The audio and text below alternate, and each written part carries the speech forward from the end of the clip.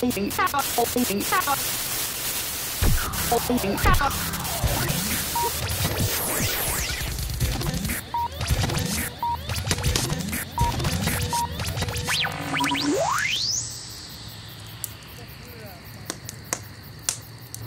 live. Hey everybody, this is Connie Willis of Blue Rock Talk with Connie Willis. Hi Blue Rockers, how you doing? Tonight, it's Bigfoot Friday. I'm glad you guys can make it. We got our fire going, live Q&A, and the stars for tonight, SQUATCHMAN and Son of SQUATCHMAN. Please let us know if you can hear us, and please put your questions, go ahead and put them in the comments, and I'll get to them as soon as I can. I want to say hello to you. It's a nice night coming live from Louisville, Kentucky. I don't know the temperature, but I think it's feeling really perfect just for a bonfire. This is Greg Yost, better known as SQUATCHMAN, and this is Eugene Yost, better known as Son of SQUATCHMAN. They're going on with the beers. We've already had some marshmallows, and we are ready to go. Last week, we eventually finally got out the video called SQUATCHMAN Freaks Out. We also did a live Q&A while that was happening. So this one is specifically for the SQUATCHMAN Freaks Out video. Those of you that saw it, thank you very much for the comments. You really saw it the way I wanted to put it together, because these two guys not only know their stuff and have incredible activity happening, but they also truly have been bonded in their relationship by Bigfoot. So that's where I like to say the bonded by Bigfoot. It's a great team. They have great events happening.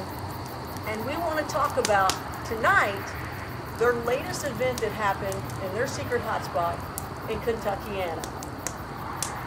One of those things was they saw a starburst UFO. One of the other things they saw was what they believed to be more than 12 to 15 or so Bigfoot with the LED eyes. They have fingerprints on the car. They've got footprints from before. They have a log that was in the way of the road where they had known that that's where they needed to be later that night.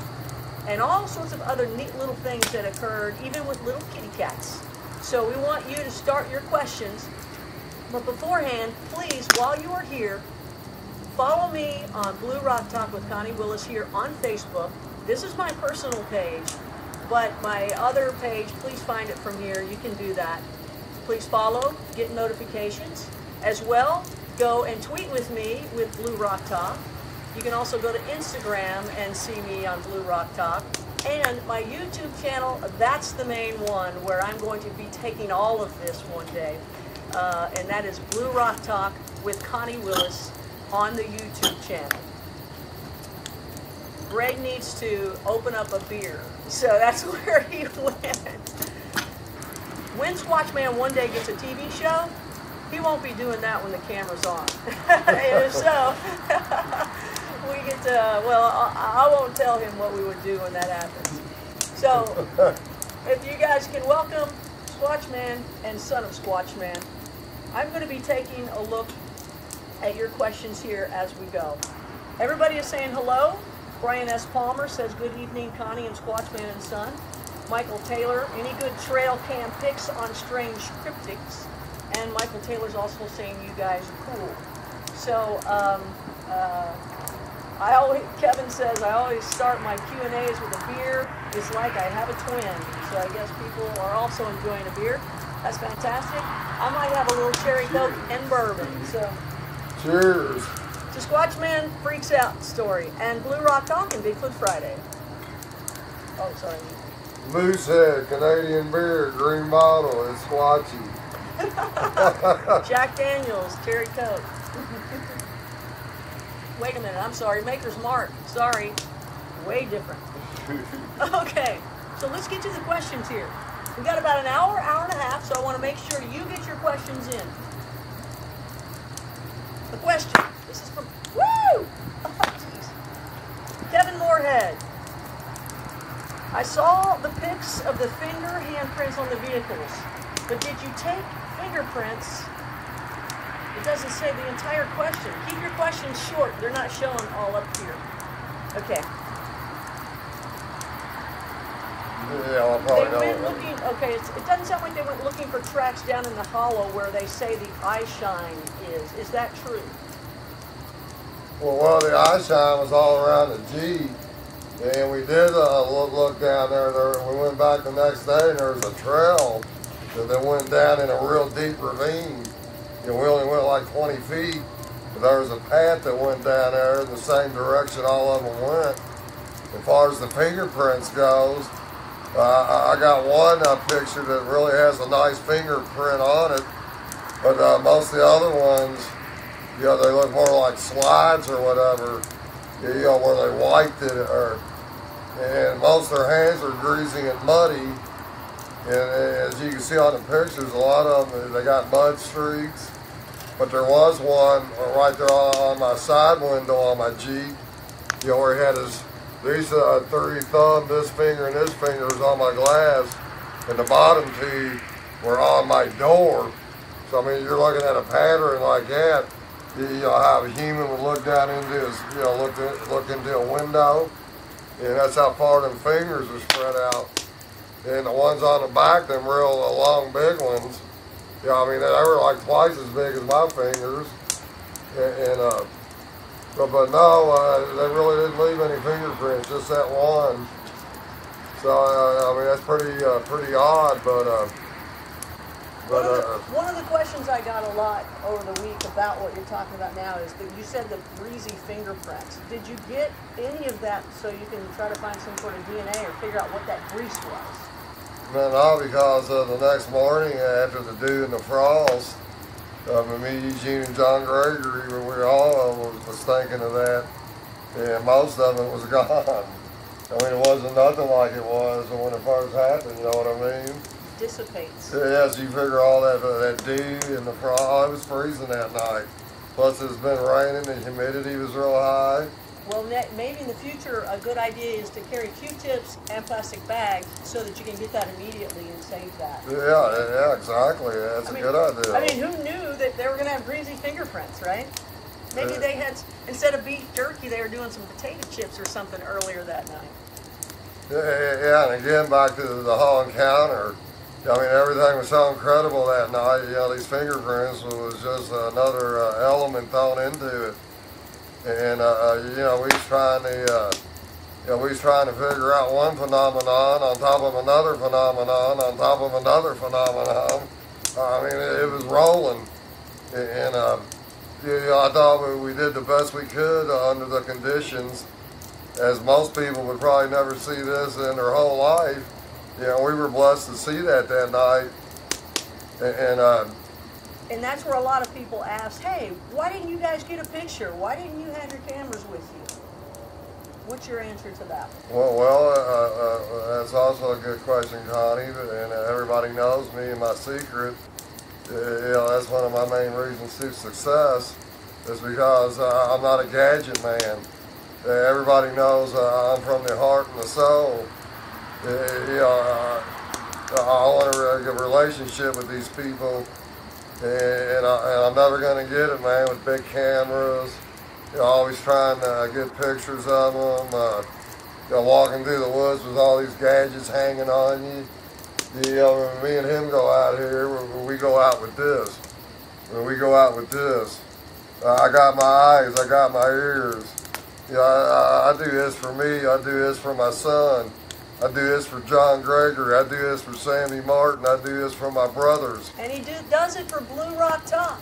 Yeah, the people that follow me and believe in me. And I honestly believe if I had all these gadgets, I probably wouldn't even seen this encounter that night. But by the way, John Gregory did have a night video or a night audio recorder in his backpack we were just looking at. You know, it had a camera capability on it, and it had video. Yeah, Eugene and him were looking at it about a mile up the road, 20 minutes before. Oh. So you know. Well, maybe it wouldn't have happened if you had that stuff. Yeah, exactly. And John knows I don't allow that stuff. I told him Eugene could share it because Eugene's never looked at it. That's the only reason he got it out. Was that the thermal? He had a Yeah, thermal? it was night vision. Night vision. Oh, wow. Yeah, turn everything real bright. Wow. And Could you imagine if you had that and you saw him? Yeah. Oh my God. See, I never went to that spot before, so I told him he could get it out so Eugene could look through it. Wow. So them guys looked through it for about 5 minutes. Eugene said, "Oh, it's pretty neat," and he put it back in his backpack. He put his backpack up, and then we turned around and come back, and then we come upon the encounter. And at one point through the encounter, I believe it was me, I said, "Get your gadget out." But you know, the more I think about that, that was just wishful thinking. You know, he was totally, you know, just froze on what was happening. I was, John Gregory was. I mean, you got to understand, people, you don't walk up on something like this every day. And like Connie said in her promo this afternoon, you just don't think about it like that. And the bottom line, though, like I keep saying, but I always believe if I had them gadgets, if I had that out, we probably wouldn't have seen that. I want to remind you guys that you're watching Blue Rock Talk with Connie Willis. I'm Connie Willis, and I am here with SQUATCHMAN and son of SQUATCHMAN. We are doing a live Q&A here at the bonfire with the video that I showed last week on Blue Rock Talk with Connie Willis, the YouTube channel, called SQUATCHMAN Freaks Out. This is Bigfoot Friday.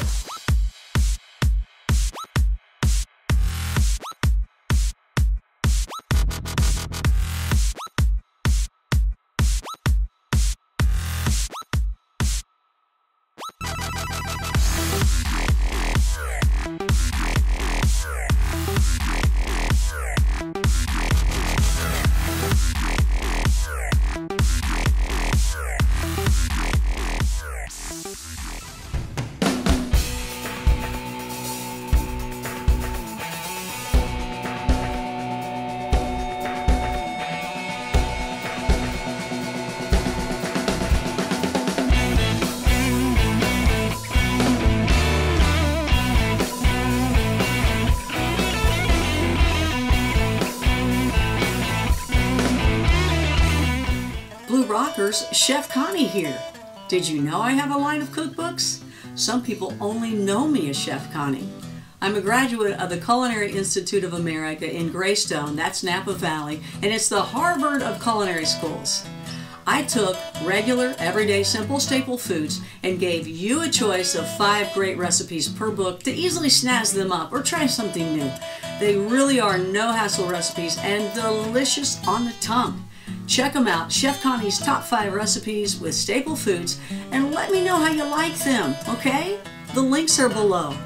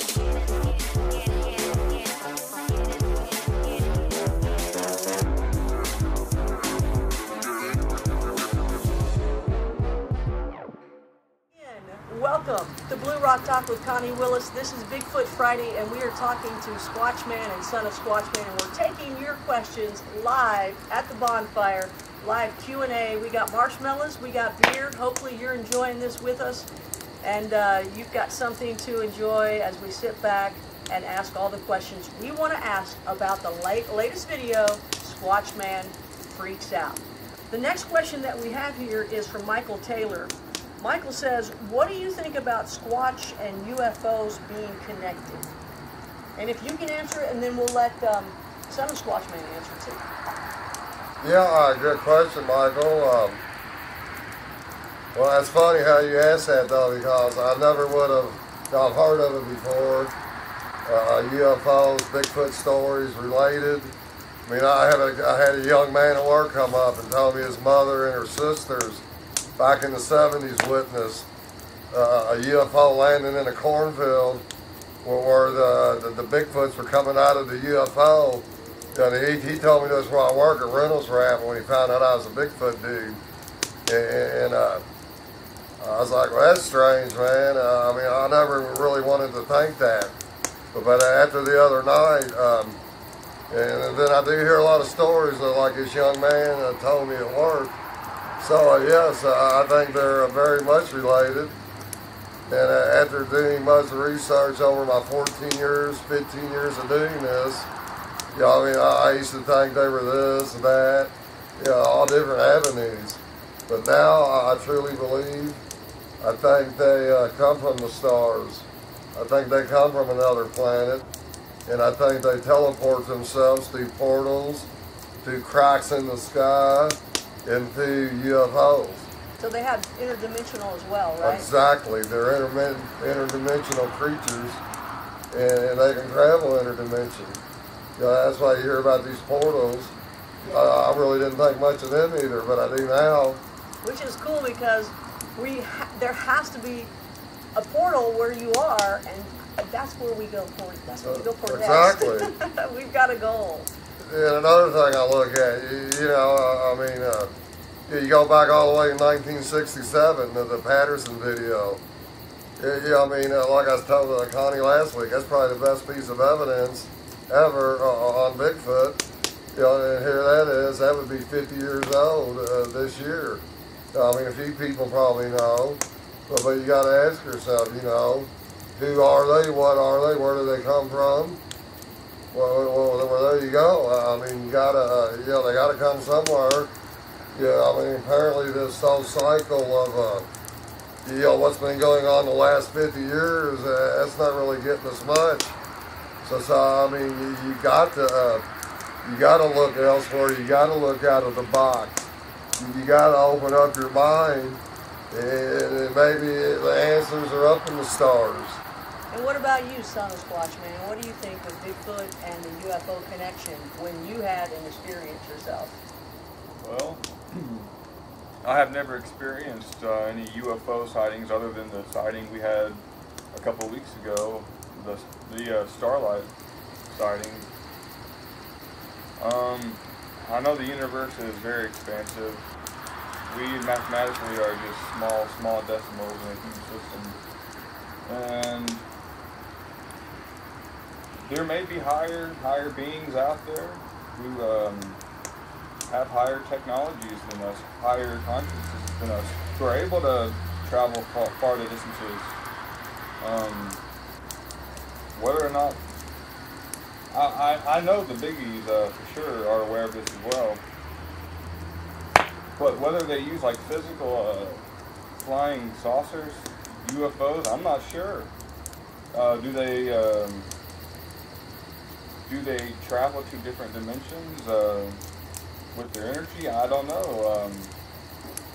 But anything is possible, I believe.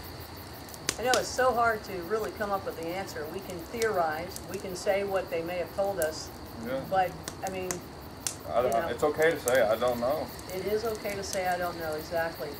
Kevin Moorhead is writing us keep saying Connie's involved with the CIA, but no one believes me. Well, you guys, you need to believe him. I graduated from the CIA, so, and my best friend that told me about it was the head of the NRA at the time.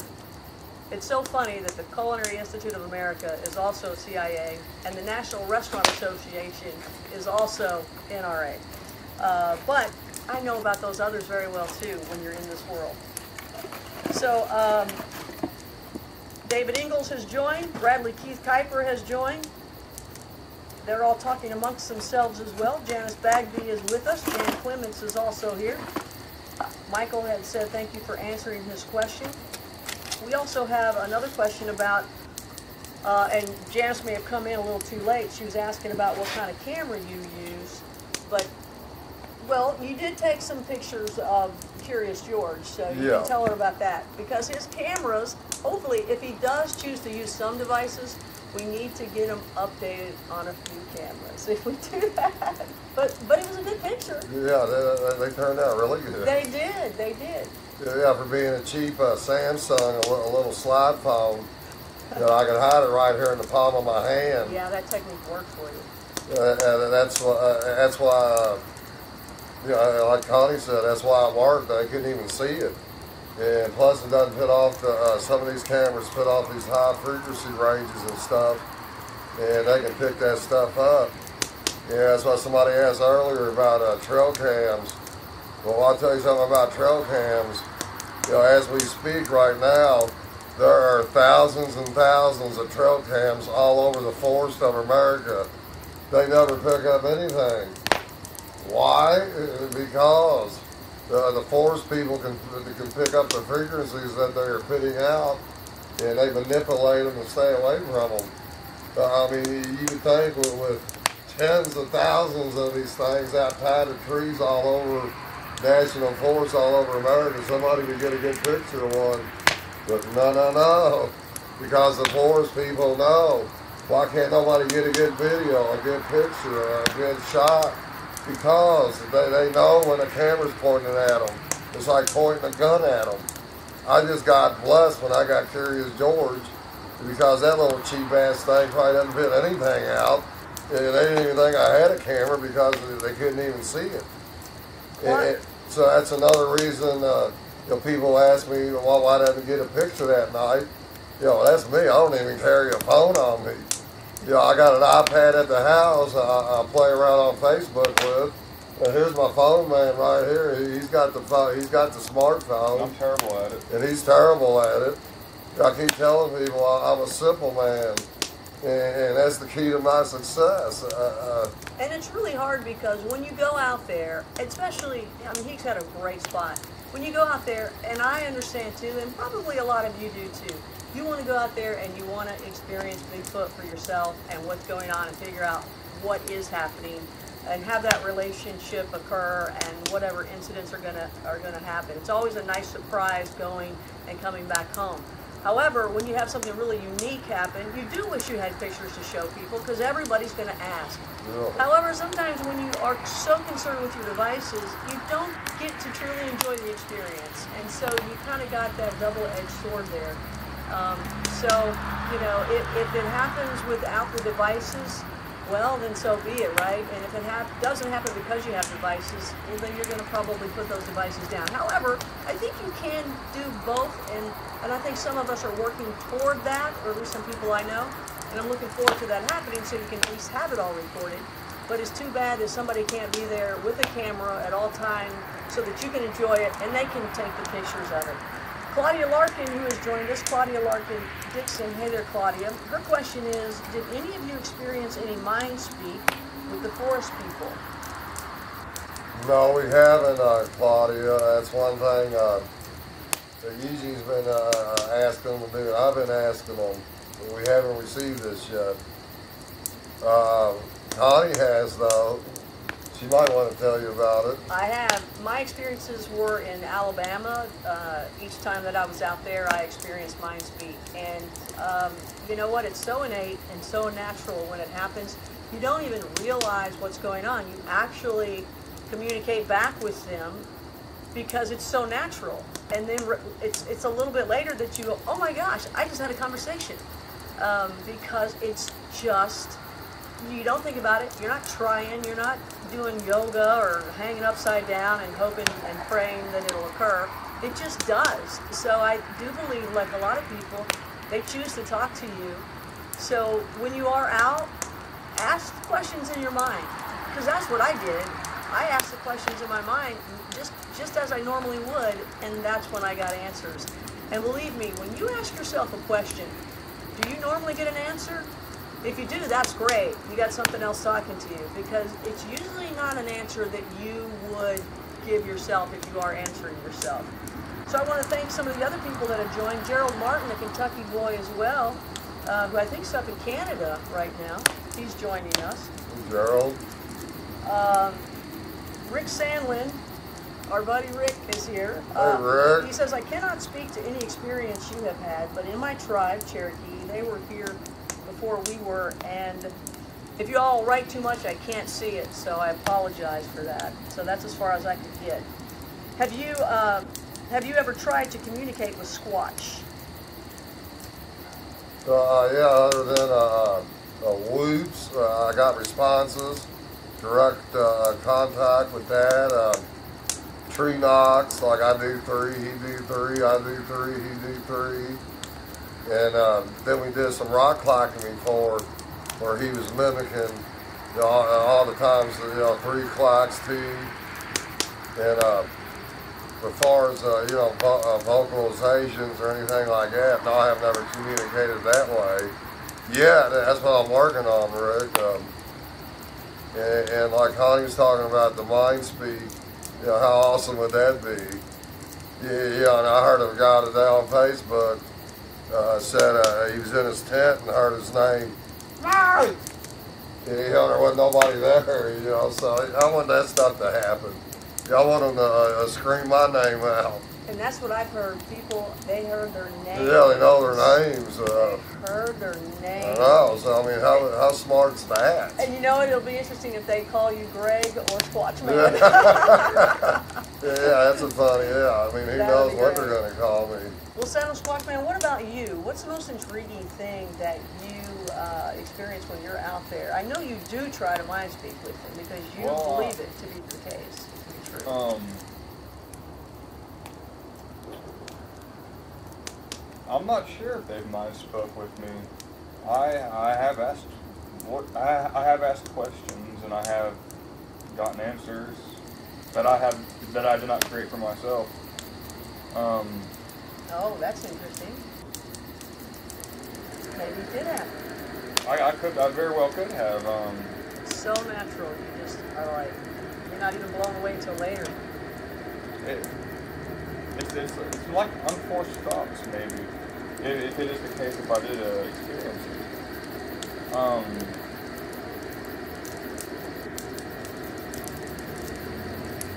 But in order to mind speak, I then just need to be a very open and aware type of person.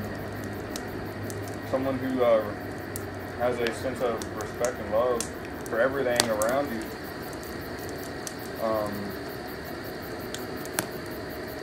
I think these qualities promote the ability to mind speak. Well, no doubt they're going to talk to you one day because you're waiting for it, you're ready, and you've got all the qualities they're looking for.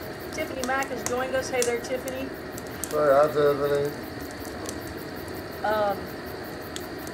Respect is important is what Tiffany's talking about. And Kevin Moorhead, another question. A question from Kevin Moorhead.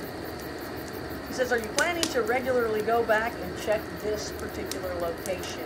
Because this is their hotspot, but it's so, I mean, they haven't began to venture to all the places you can go by there. Oh, no, we just hit the tip of the iceberg. No, I can't believe it. But no, Mr. Moorhead, I have gone, this is hitting this spot hard for 4 years.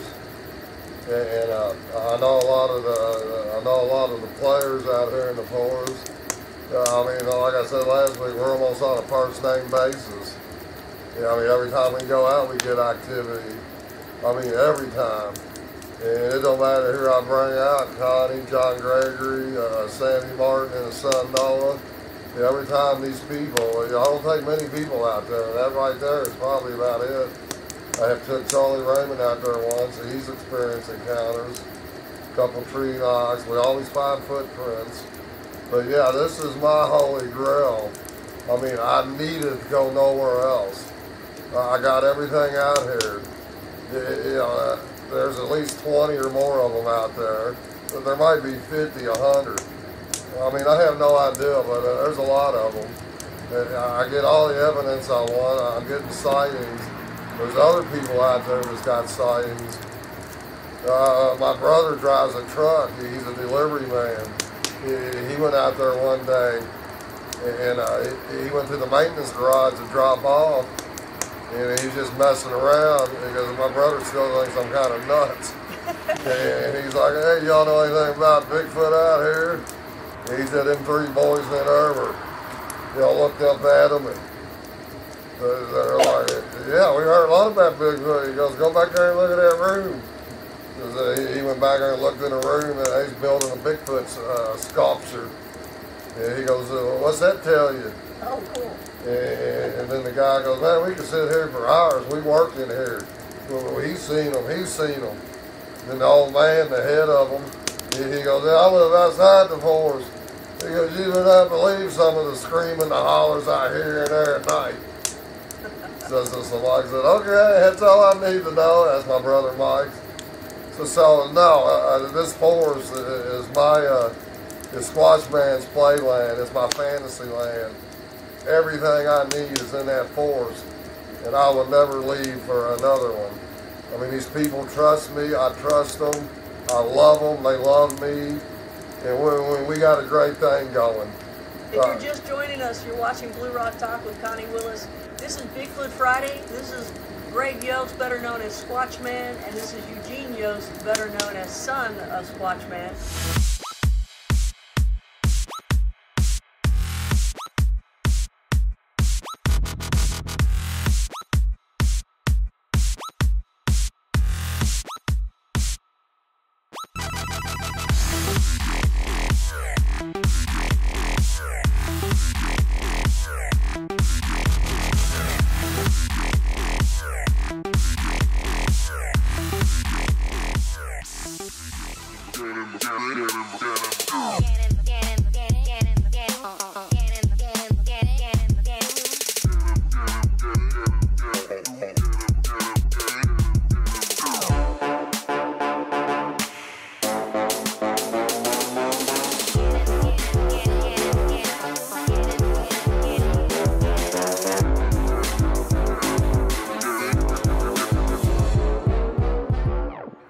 There, Blue Rockers.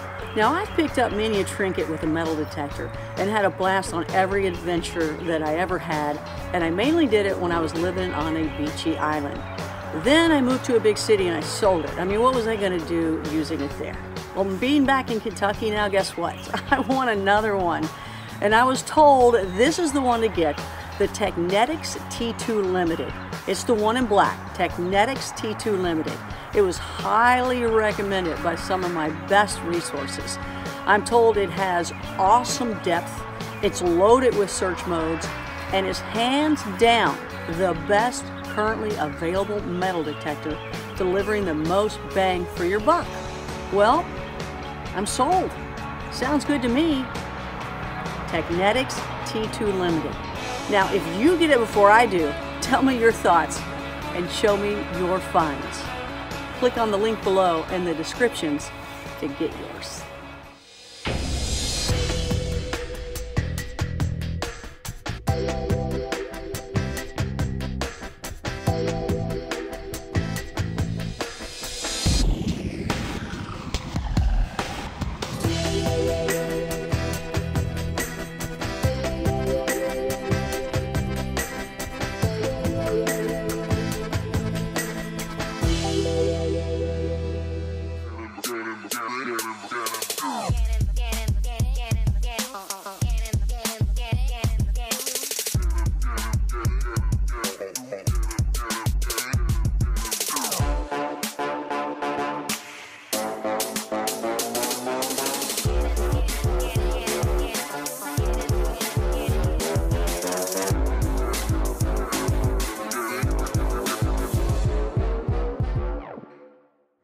So welcome again, Blue Rockers, to Blue Rock Talk with Connie Willis. This is Bigfoot Friday.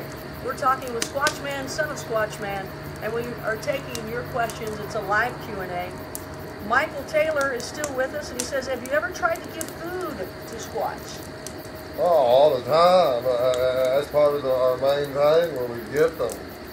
Cinnamon rolls, donuts, pastries, apples, bananas, garlic, whole chickens. Whole chickens? Yeah, whole chickens. John Gregory has brought down whole cooked chickens. Oh, cooked? Yeah, not live ones. They're oh already my cooked. gosh, I was going to say. And we have set them out there and go back within hours, completely gone. Oh Uh-oh. So if any other predator, it'd be ripped up and, you know, all around. But all this stuff is gone completely. But on that audio you're just talking about, you can even hear them back there. Yeah. I mean, one of them even said, you know, like, good. Wow. Yeah, I mean, yeah, it's incredible. But it's amazing audio. It really is. Yeah, then a lot of people tell me, well, SQUATCHMAN, you shouldn't feed them and blah, blah, blah. Well, I'm not feeding them. It's what it is. It's a gift. I'm gifting them once or twice a month. You know, it's a treat. You know, I'm not their primary source of food. Yeah, that's why they love me. I bring them gifts. You ain't going to find a cinnamon roll out in the forest. So, I mean, they love these cinnamon rolls. I mean, sometimes when I pull up in my Jeep, you can hear them. They're excited out there. They're like, all right, here comes the donut man. And, you know, people ask me if they ever, what do they like? Well, that's what I recommend. You can't go wrong with a donut. Hey, Krispy Kreme, glazed all the way. You do White Castle first and Mutual, then you go over and get Krispy Kreme for dessert. That's what I would always do, right?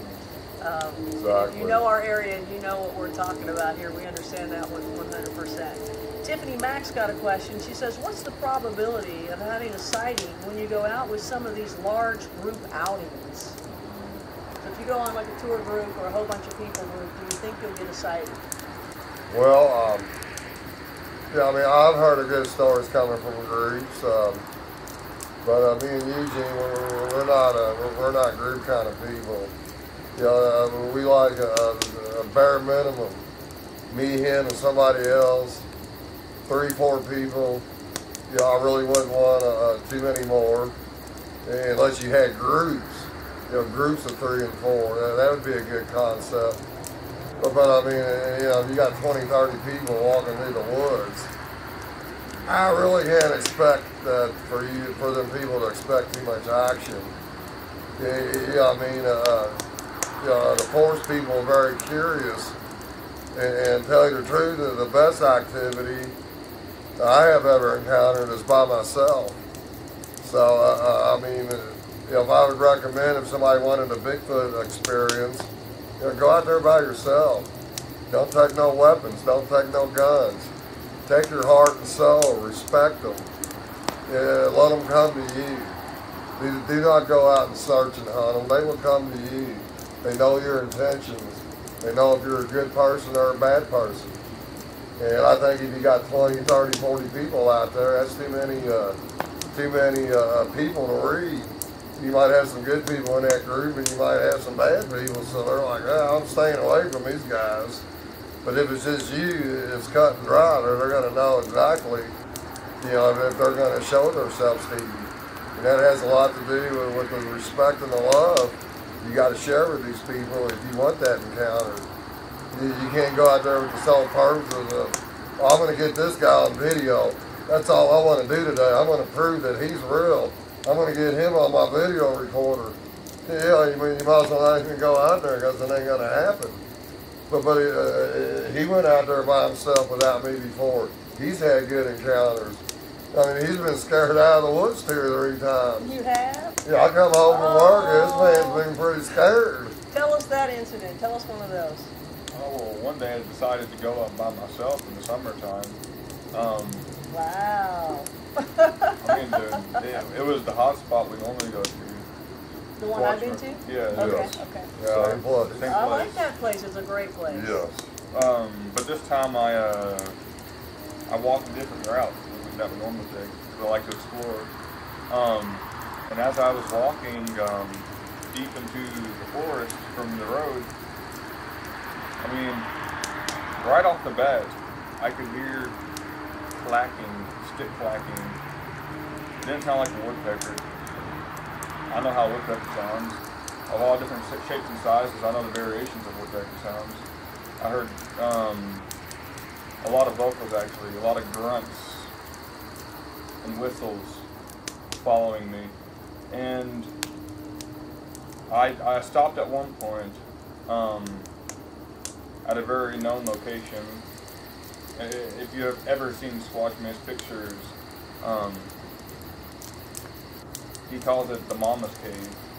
Oh, right, right. This awesome cave on the side of the hill. I stopped there to take a break, and right on the right a ridge over, it sounded like there was something over there, a primitive of some sort, building something using 2 pieces of wood, hammering.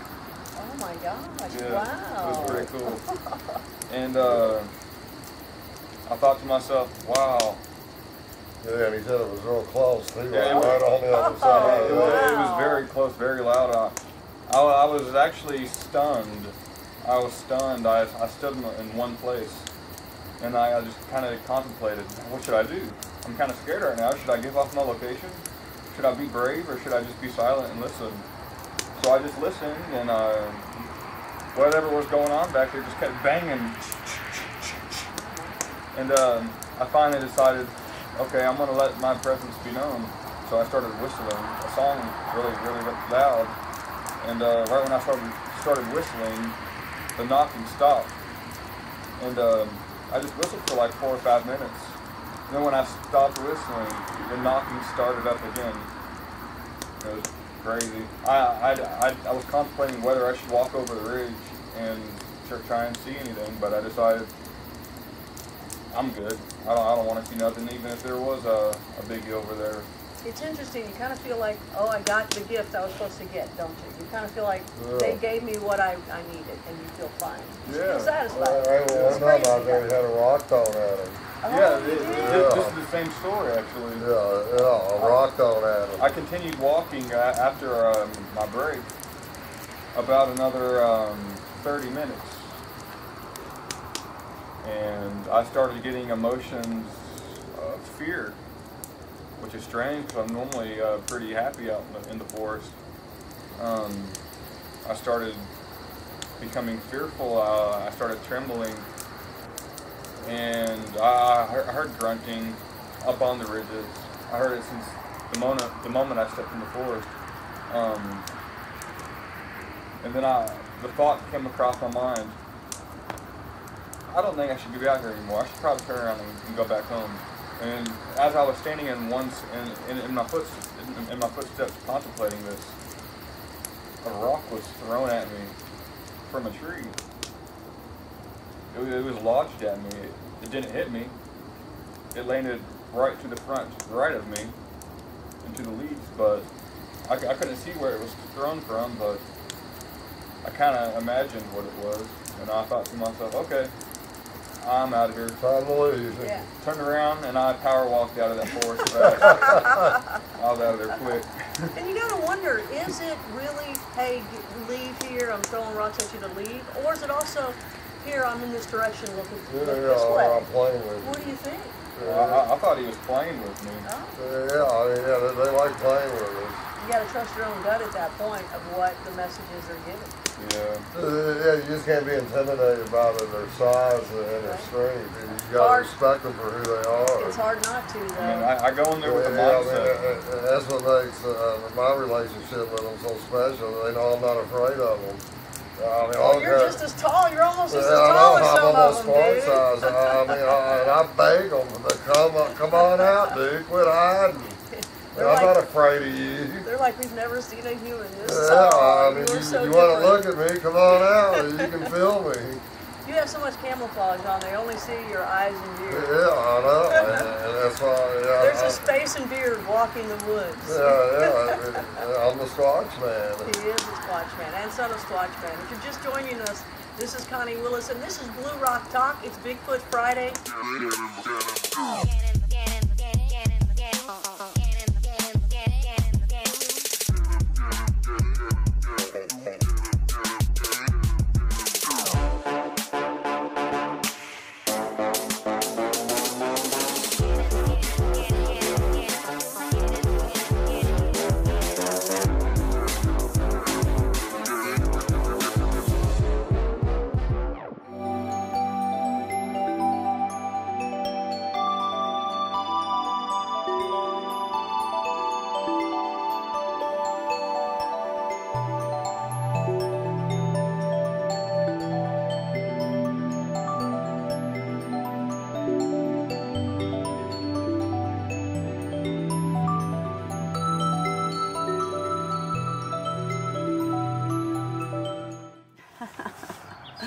Hey Blue Rockers, looking for hiking or walking footwear? Well, look no further. All New is the one for you. I love them. They felt great since the first day I put them on. They felt as if they were a part of me. There's no breaking in, extremely comfortable, and they're really good looking too, with many great colors and styles to choose from. And I think we like that, right, Penny? Penny, do we like that? We like that. They're even waterproof. Again, they're called On New. Order them now for your next Bigfoot hunt, star watching hike, or maybe simply, day-to-day walking. That's what I love. I mean, I never take these things off. I choose to wear the Montera 2 line. So click the links below and have them sent right to your home on New footwear. You want a pair? You want a pair?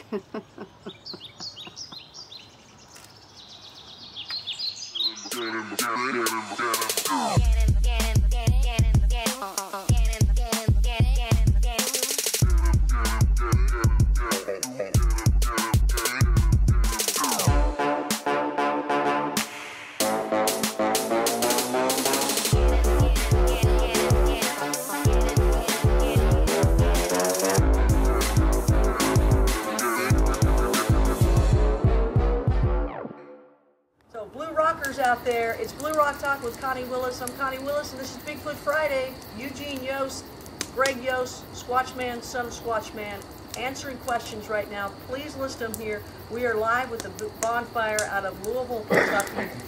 Rick Sandling is writing, and he's kind of referring to the fact that you mentioned the chickens were laid out, and you believe that the Bigfoot took them because they were completely gone, and you thought that any other creature would leave some remnants. However, he's saying that coyote or dogs would totally take those away as well. So why would you think it was totally Bigfoot when it... Yeah, well, they was right next to the donuts, too, and they took all the donuts, too. Do you think it could be another animal that could just come, take it, and move on? Oh, yeah, surely. A coyote or something. Yeah, anything could take it off. Yeah, they're not going to sit there and rip it apart. The one time, one chicken was laying next to the stump, and it looked like something was, ripping into it. It was all shredded up looking, and that was right there by it. So I mean, yeah, other animals could be taking it. Yeah. But why do you think it would be your forest friends there? Was there any other proof of that? Well, like I said, it's just by the fact that all the donuts was gone. I don't think coyotes are going to carry 30 donuts away. He had mentioned, this is coming from Rick, that could have been raccoons that came as well. Well, again, with raccoons, they're going to eat the, like we got a screen tent. And then they go in there and like eat on the picnic table in there, and you can see all the crumbs and everything that they leave. And that's the thing about a Bigfoot, when he takes something, it's going to be completely gone, and he ain't going to leave crumbs and everything laying around. And I don't think coyotes and other predators like donuts and pastries. And plus, that's where the audio was back there at that gifting stuff. We heard them back there 21 hours. It's like they wait on these gifts, Rick. That's amazing. I hope you get to go to that video called Experience Bigfoot, Squatchman, son of Squatchman, on my YouTube channel, because it is 22 minutes of the sound that he's talking about, that audio, and the visuals, and you will really experience his spot and see his pictures of Curious George and Mama and Baby that they have too. Now let's go back to your last event. So it's kind of unique because here you guys are walking out on a weekend that Tiffany Mack and myself were also invited to go to. We didn't go. So was Rick. He should have been there. He would have seen it. Well, and listen, they had to go get through the elements of that very first night too. It was cold and windy and just terrible weather. But you're walking around, you come across a log on the roadway there. And at that point, you get kind of an idea of, this is where I'm going to come back. Yeah, I had a hunch. Yeah, that hunch. Was it really a hunch, or maybe they were going, hey, come back tonight? Yeah, they could have been giving me a message. You think that's possible? That's very possible. Like I tell Eugene all the time, you always got to stay a step ahead of them. they'll leave you clues, but they're going to tell you the direct answer. You got to figure it out yourself. And I think that log was a clue, and I had to use my brains to figure it out, and that's exactly what I did. I mean, what did I say? I said, guess what? I think they put this here. I don't think they want humans going on this side of it. Guess what? We're coming back tonight, and we're going to go up, and we're going to look all around. Now, how do you feel about that? You're actually saying, okay, they trust me, they love me. However, I think they laid this down for humans not to go past it, but I'm going to do that. So what do you think about that? Are you going against what they're saying to you? Not really, because it's probably for other humans. I'm different. I'm me. You're the SQUATCHMAN. So I mean, that's why they put the show on for us. They're not afraid of me. They know I don't got all these gadgets. I'm not trying to get them on film. So I mean, even walking down the hill, we seen all these eyes down there. They wasn't running immediately. They were looking up and nonchalantly and still bobbing around, still looking at my Jeep. I mean, it wasn't until we was, 40, 30 feet in front of my Jeep, and then the light come and everything happened so quick. I mean, like I said, I thought my Jeep was going to get ran. I thought we thought it was a car at first. We didn't know what it was. And then we figured out, no tires, no motor noise. The road went this way, this thing was coming this way, and there's a big valley, 1,000 feet down. It wasn't no vehicle or anything. I mean, it was a UFO. And when I say that, unidentified flying object, that could be many things. An energy source as an entity, whatever that could be. A portal coming up to open up and let these people out. A UFO that was in all you could see was the energy form of it. I mean, I don't know UFOs. I know nothing about UFOs. Bigfoots are enough of a phenomenon for me to handle. But when you throw in a Bigfoots in the UFOs, like I was talking about earlier, there's got to be some kind of connection. We'll have to get you set up with Stan Gordon out of Pennsylvania, as they call it. He's really into the UFO and Bigfoot stories. He's got some really nice books out there, and a good guy as well. He's up in Pennsylvania. So please let us know, Blue Rockers out there, if the sound is coming in well, you can hear us okay, and you can see us okay. I know one person's saying that the internet's slow. I don't know if that's on her end or on our end, so sorry, Claudia, if that's the case. I'm not hearing it from anybody else, but maybe it's because we can't. So keep your questions coming in, and please let us know, temporarily, maybe Kevin, you can say if everything's going well or not. Son of SQUATCHMAN, I know at one point you gave a really cool description of, like your dad gave a description of it looked like a village, which was a wonderful, wonderful picture that I got in my mind as soon as he said it. And I think he took me there right away.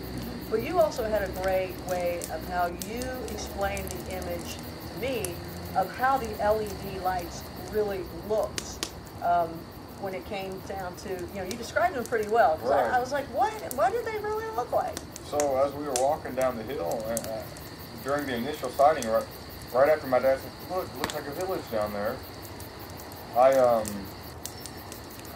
couldn't really see figures because it was dark. But what I did see was just round yellow lights opening and shutting, moving around, appearing and reappearing. And he goes, "Look." SQUATCHMAN goes, "Look, they're down there circling the Jeep," and right as that happened, the tail light on my dad's Jeep lit up. I was like, "Wow, that's weird." My dad, he mentioned it too while it happened. That's crazy. You mean the light?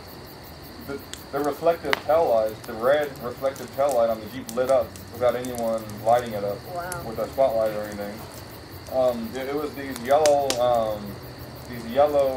eyes down there looking at the Jeep. They illuminated the Jeep. I mean, at first I didn't even know that the Jeep was down there until I could see it. You're getting lit up. I mean, not really bright, just real dim. The best comparison is People see them like in orange Christmas candles. People put in the windows. It's usually from my generation. Back when I was a kid, my mom had them in our house. Had like five set of them in each window. And they were the orange, the orangish, yellowish looking light. Well, that's what they look like. Them kind of lights, kind of bright, but no beam on them. Just lit up. And there wasn't no reflection whatsoever. There wasn't no lights. I mean, we're looking down into a dead dark forest. And we've seen all these sets of eyes. And then the funny thing about it, some of them are really short, and some of them was as tall as 3 or 4 feet, hoovering over my Jeep. How about the width of them? Were they pretty far apart? You don't think they were deer whatsoever, right? Oh, no, no way they were deer, because there wasn't no light to reflect their eyes. These eyes are putting off their own light. That's so crazy. Yeah, I cannot wait to see that one mind. day. I want to see it. But how far apart were they? Oh, they were everywhere. I had some in front of my Jeep, on the sides and the back of it. I mean the eyes, the LED, like, were there some from big-headed a distance, I mean, at one point it looked like it was just one at one point when I first seen them. But as we got closer, then I could see, I mean, yeah, they were about like that. I mean, you could tell they were eyeballs, but it was really hard though to see how far they were. Well, yeah. But I could see the heights. I mean, like right in front of my Jeep. I seen one about this tall. I seen his eyes, and I seen one about that much taller than that. I seen her eyes. And then next to that, there's one up here with eyes up here. So I was thinking that was probably a mom with 2 of her kids. Yeah. Or they could be squatting. Yeah, or squatting, or crawling. That's a good idea. Right. But it was just, I mean, there were so many of them, and I was trying to look around and soak in the whole thing. I mean, like you said, how many times are you going to walk up to something like this? I know it. It may never happen again. Like you said, it blew my mind. It did blow my mind. SQUATCHMAN freaks out. And there's not a day that goes by I do not think about this encounter and what I could have done differently. I mean, what would you have done differently now that you think about it? Not much. What could you do? And what could I do? Yeah. I mean, other than get John Gregory's video recorder out. But then it may not have occurred. Yeah, it may not have occurred. When they know the cameras are there. Yeah, they're like, well, there he is trying to sell us out, man. Screw that guy. We will never mess with him again. Trying to sell us out. but then again, you never know. What about you, son of SQUATCHMAN? Oh, look who's joined us here. Oh, there's little Penny. Little Penny's here. Where'd you come here, little one? Come here, little one. Come on here. Oh, she's getting a little shy now with the Getting hammer shy. Oh, she's so sweet. This is a little Penny. You guys have seen Penny before. Oh, she's a little bitty doggy. She steals the show every time.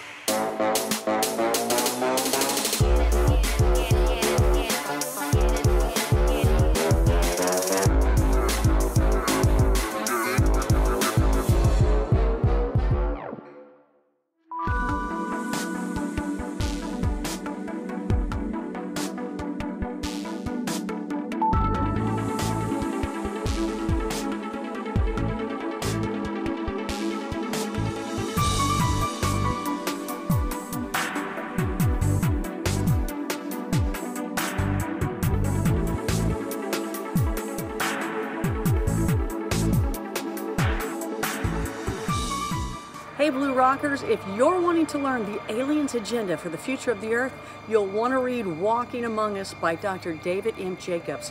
It's an incredible read, and it may not be what you might expect. Find out what the aliens are doing now and plan to do soon in Walking Among Us by Dr. David M. Jacobs. The link is in the description below.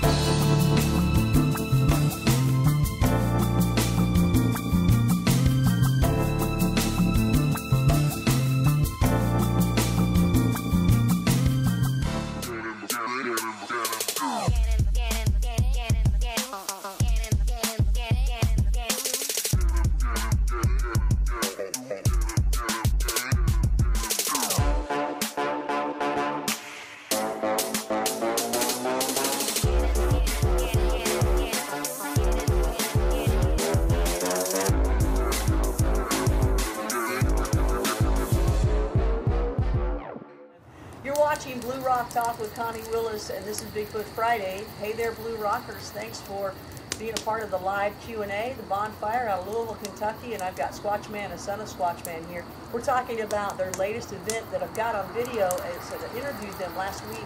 That's on my YouTube channel, Blue Rock Talk with Connie Willis, called SQUATCHMAN Freaks Out.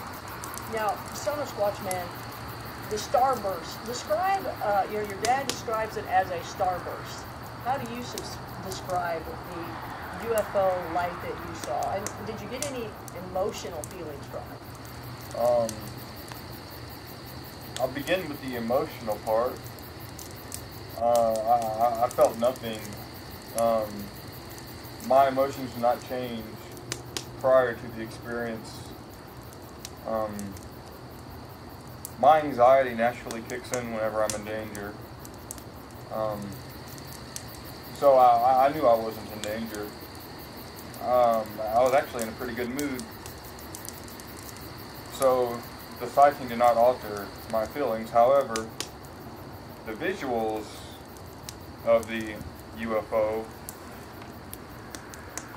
my dad says it was the size of a car. It could be as big as a truck, but at the distance and the speed it was moving, it would be hard to say really. I mean, it could have been anywhere the size of a beanbag to the size of a truck, I think. But it was a very confined, ultra-fine white light. And it moved rapidly, 50, 60 miles an hour, and then disappeared. It turned off. It turned off. Who knows what happened to it? Did these things run to them or walk toward them or go in the direction where they were? Did the light, did they go toward the light? Like, yeah, like most of them did. Well, most of them did, because right as we were coming down the hill, they were aware of our presence. They ran away from us because we were approaching them. And as this was happening, the white light came down. The UFO came down. But not all of them went towards the light, because I noticed at the end of the road in a bush, there were two sets of yellow eyes. My father and John Gregory noticed these bystanders back in the bush spectating as well. But the whole pack, the whole herd of them, the group of families or whatever, they all moved toward the light. And after the light disappeared, the event was over, besides those two set of peeking eyes in the bush. Yeah, and the footsteps we heard 8 feet from the Jeep, we were standing there looking at the footprints. I mean the fingerprints. And the greasy ones we were talking about at the beginning of the show. But yeah, when we were walking around the Jeep looking at all these fingerprints, we heard two very large footsteps. I mean 10 feet right over there to the left where they all took off to. So that was pretty awesome. Before we leave the show, do you guys have anything else that you want to say about the event that you haven't said before, that was in the video, or that people have asked you along the way, that you want to leave people with this event? Well, other than, I apologize and I'm sorry we didn't have this captured on audio, video, whatever. But I can assure you, me and my son and John Gregory witnessed this, this phenomenon with our own eyes. And we all got basically the same story, what we've seen. So, I mean, that's the best we can do for you. And believe me, it really happened, and it was a real ordeal. And that's the best proof I can tell you. I would like to add, whenever you go out on these events, don't ever bring doubt to your mind. Don't always try to analyze what's happening. Just let things happen and just be aware. And always believe anything's possible. Because the second you believe that something cannot happen, it's not going to happen for you. Yeah, it's all about heart and soul and wish for the best. Don't be negative. You go out there and act natural, but be who you are. And you will get interaction with these people. They're here to help us, to guide us. They're not going to hurt you. We could have been hurt numerous times, and they're not into that. They want to help us, and they want to heal us. They have got healing powers. You have got to get into their group, and that's what we're working on this. I mean, we're about there now, and like Connie said at the beginning of the show, our goal is we want to hang with Sasquatch. We want to walk with them. We want to talk with them. We want to eat with them. That's our goal. So until that happens, I'll see you in a forest near you somewhere, because that's where we're going to be. Well, you heard it from Eugene and also Greg Yost, father and son team bonded by Bigfoot, also known as SQUATCHMAN and son of SQUATCHMAN. My name is Connie Willis, and you, Blue Rockers, have been watching Blue Rock Talk with Connie Willis with Bigfoot Friday. We'll be back on again next week.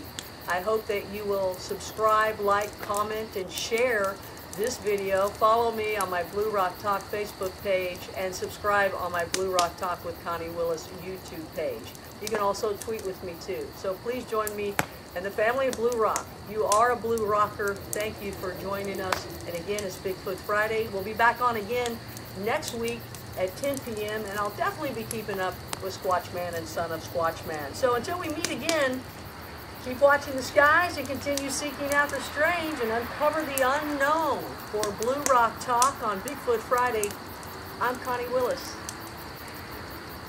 Peace. Wow.